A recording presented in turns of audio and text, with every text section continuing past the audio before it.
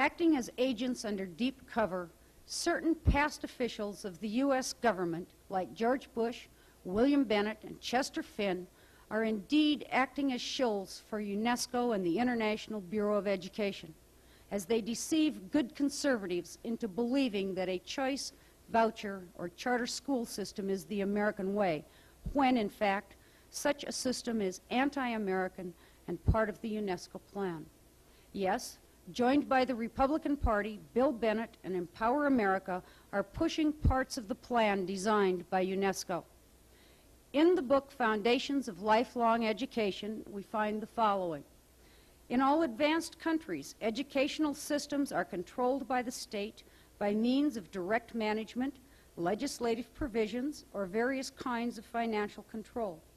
If lifelong education becomes the guiding principle, the educational system cannot possibly be a centralized and monolithic one.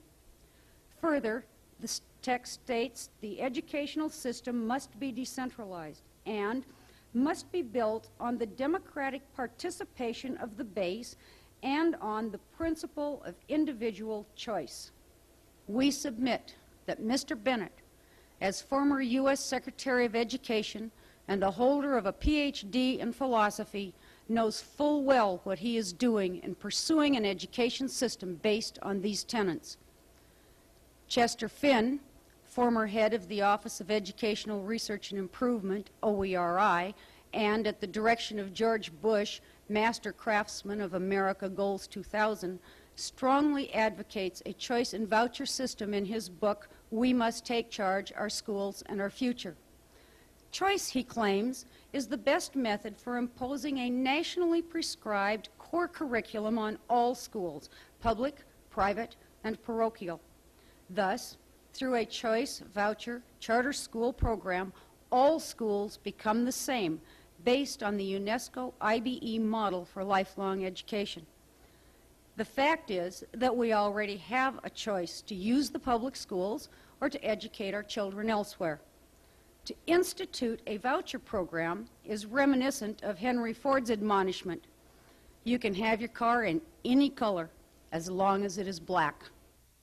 To aid in the implementation of this form of democratic socialism, Section 308 of Goals 2000 puts into law a requirement for every state to promote public charter schools and other mechanisms for increasing choice among public schools as one aspect of qualifying for state improvement plan funds. Many states, like Oregon, included choice and charter schools in their education restructuring law. Others, like Washington, have had choice and charter schools legislation introduced, but not yet passed. These choice, voucher, or charter schools are to be administered by private, for-profit corporations, appointed boards, or site-based councils, and funded with tax dollars in the form of vouchers or scholarships. In order to be approved and granted a charter, each school must comply with all the requirements of state restructuring laws, Goals 2000, and therefore, as previously shown, UNESCO's lifelong education model. Students must work towards the certificates of mastery.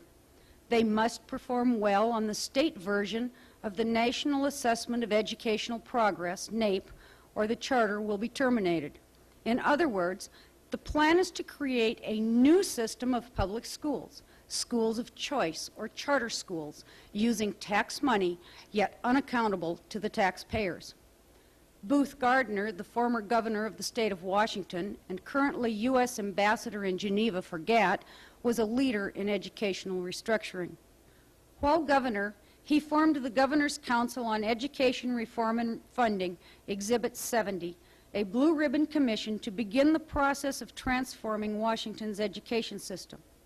The council had as a consultant John Chubb, a fellow at the Brookings Institute and an expert on choice and voucher programs.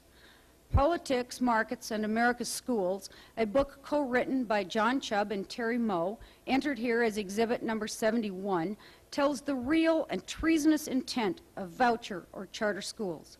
On page 218, they state, our guiding principle in the design of a choice system is this: public authority must be put to use in creating a system that is almost entirely beyond the reach of public authority. What could be more treasonous than a plot to misuse public authority to deceptively destroy the public control of a public institution?